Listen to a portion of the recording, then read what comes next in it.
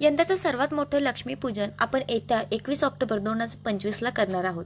लक्ष्मीपूजनच्या दिवशी सर्वात मोठा मान असतो ते म्हणजे की आपल्याला जे काही झाडू असतो त्याची विधिवत पूजा करायची असते। भले तुम्ही धनतेरसच्या दिवशी तुम्ही झाडू खरेदी करत असाल तरी सुद्धा तिची पूजा तुम्हाला लक्ष्मीपूजनच्याच दिवशी करायची असते आणि त्याच्यानंतर तुम्हाला त्याचा वापर करायचा असतो। आजच्या व्हिडिओमध्ये लक्ष्मीपूजनच्या दिवशी जेव्हा तुम्ही लक्ष्मीची पूजा म्हणजे तुम्ही झाडूची पूजा करत असता त्याच्या खाली काही वस्तू ठेवायच्या आहेत, त्या कुठल्या तेच आज आपण आजच्या व्हिडिओमध्ये बघणार आहोत। तर चला व्हिडिओला सुरुवात करूया। नमस्कार, श्री स्वामी शक्ती या चॅनलवर आपले सर्वांचे स्वागत आहे। आता बघा, प्रत्येक गावामध्ये प्रत्येक समाजामध्ये वेगवेगळी पद्धत असते। लक्ष्मीपूजनच्या दिवशी सर्वात मोठा मान असतो तो झाडूचा। त्याच्याचबरोबर दुसरं ते सगळ्यात महत्त्वाचं येतं की ह्या दिवशी आपल्याला जे काही लोटके असतात त्याचा सुद्धा मान असतो। लोटके आपल्याला पूजायचे असतात, म्हणजे ज्याला बोळकी म्हणतात। त्याच्याचबरोबर धनधान्य ठेवायचे असते आणि त्याची पूजा करायची असते। त्याच्याबरोबर येतं माता लक्ष्मीची मूर्ती। भले तुम्ही ती धनतेरसच्या दिवशी खरेदी करणार असेल, पण लक्ष्मीपूजनच्या दिवशी माता लक्ष्मीची मूर्ती आपण खरेदी करत असतो आणि त्याच दिवशी आपण माता लक्ष्मीची पूजा करत असतो। बघा, सगळ्यात आधी जेव्हा तुम्ही झाडू खाली ठेवत असता तर ते डायरेक्ट जमिनीवर स्पर्श होता कामा नये, कारण तुम्ही एखादा चौरंगावर घ्या, एखाद्या पाटावरती ठेवायचे असते, पण त्याच्या खाली स्वस्तिक काढायचं असतं। स्वस्तिक काढायला मात्र विसरू नका। स्वस्तिक काढून झाल्यावर त्याच्यावर तुम्हाला तो झाडू ठेवायचा असतो आणि मग त्या झाडूची हळद कुंकू अक्षता लावून विधिवत पूजा करायची असते। हा झाडू ज्याला आपण लक्ष्मी स्वरूप मानत असतो, ह्या झाडूच्या खाली काही महत्त्वाच्या वस्तू आहेत जे तुम्हाला ठेवायचे। त्या कुठल्या तेच आज तुम्हाला सांगणार आहे। सगळ्यात आधी तुम्ही अगदी आता समजा जर तुम्ही चौरंगावर किंवा एखाद्या पाटावर जर तो झाडू ठेवणार असेल तर त्या झाडूच्या खाली तुम्हाला 1 रुपयाचं नाणं घ्यायचं आहे। त्याचबरोबर 2 भीमसेनी कापूर घ्या किंवा साधे कापूर जे तुमच्या घरात उपलब्ध असतील ते 2 तुम्हाला घ्यायचे आहेत। त्याच्याचबरोबर 2 लवंगा तुम्हाला घ्यायचे आहेत आणि तुम्हाला 4 काळे मिरे घ्यायचे आहेत। काळे मिरे सगळ्यांना माहिती आहे, मसाल्याच्या पदार्थामध्ये हे सगळं तुम्हाला एकत्र भेटून जाईल। आता बघा, तुम्हाला हे सगळं एकत्र त्याच्या खाली ठेवायचं आहे। परत एकदा सांगते, 1 रुपयाचं नाणं कॉईन आपल्याला ठेवायचं। त्याचबरोबर 2 भीमसेनी कापूर किंवा साधे कापूर तुम्हाला ठेवायचं आहे, 2 लवंगा ठेवायचे आहेत आणि 4 काळे मिरी ठेवायचे आहेत।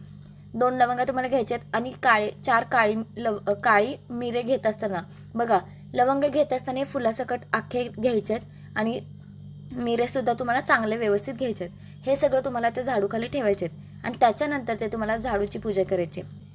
हे सगळे जिन्नस तुम्हाला रात्रभर झाडूच्या खालीच ठेवायचे। दुसऱ्या दिवशी म्हणजे गुढीपाडव्याच्या दिवशी जेव्हा आपण उत्तरपूजा करत असतो तेव्हा ते सगळे जिन्नस तुम्ही काढायचे। जो 1 रुपयाचा कॉईन आहे तो तुम्ही स्वतःकडे ठेवू शकता, तुमच्या पतीला द्या, तुमच्या मुलाला द्या, तुम्ही तुमच्या घरात तिजोरीमध्ये ठेवू शकता।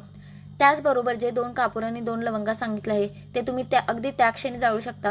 आता त्या क्षणी तुम्ही संध्याकाळी केलं तर अतिशय उत्तम, पण बऱ्याच बायकांना माहेरी जायचं असतं तर तुम्ही लगेच उत्तरपूजा करून झाल्यावर तुमच्या घरात भीमसेनी कापूर आणि 2 लवंगा तुम्हाला घरातच जाळायचे आणि त्याच्या 4 काळे मिरी आहेत त्याचं काय करायचं तर चारही काळे मिरे तुम्हाला 4ही दिशाला फेकायचे आहेत। म्हणजे 1 2 3 4 पूर्व पश्चिम उत्तर दक्षिण या पद्धतीने तुम्हाला 4ही काळे मिरे फेकायचे आहेत। आता फ्लॅट सिस्टीममध्ये आपण घराच्या बाहेर तर फेकू शकत नाही, कारण अर्थात ते शेजाऱ्यांच्या दारात जातील। तुम्ही तुमच्या घरात किंवा बाल्कनीत राहून तुम्ही सुद्धा 4ही दिशेने फेकू शकता।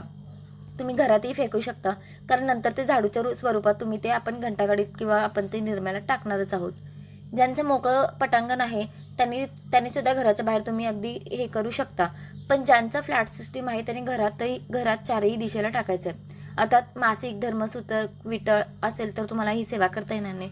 अतिशय सुंदर आणि प्रभावी उपाय आहे जो तुम्हाला करायचा आहे।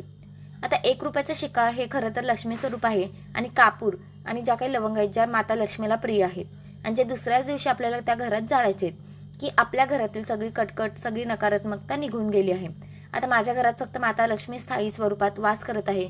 माता लक्ष्मी म्हणजे पैसाच का नाही, ज्या काही 8 लक्ष्मी आहेत त्याचा त्या आपल्या घरात अखंड वास करणार आहेत किंवा वास केला आहे असंच तुमच्या मनामध्ये असणार आहे।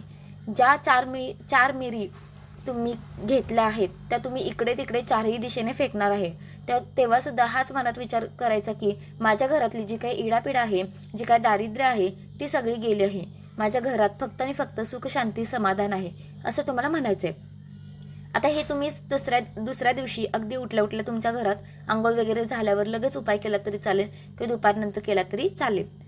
आता माता लक्ष्मीची मूर्ती किंवा फोटो आपण लक्ष्मीपूजनच्या दिवशी नक्कीच ठेवणार आहोत, बरोबर?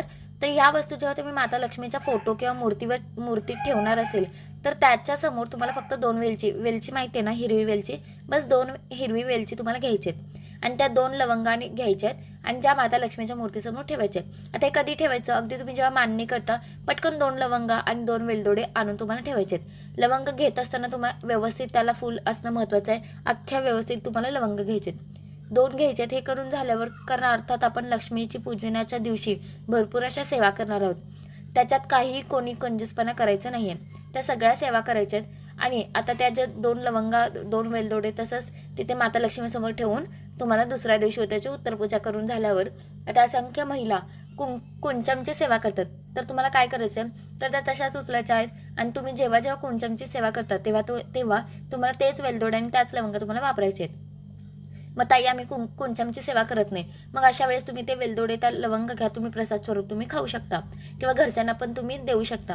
लवंग, वेलची, कापूर, हळकुंड, कमळगट्टा हे सगळं माता लक्ष्मीला प्रिय आहे. बऱ्याच महिला जेव्हा कुंचमच्या सेवा करतात तेव्हा त्याच्यासाठी या सगळ्या वस्तू आपण आणतो आणि त्याची पूजा करत असतो. मग तेव्हा जर तुम्ही कुंचमच्या सेवा करत असेल तर त्या 2 लवंगा आणि 2 वेलची तर तुम्ही त्या सेवेत ॲड करू शकता, की जेणेकरून दर शुक्रवारी दर पौर्णिमेला तुमच्याकडनं त्या सेवा घडतील.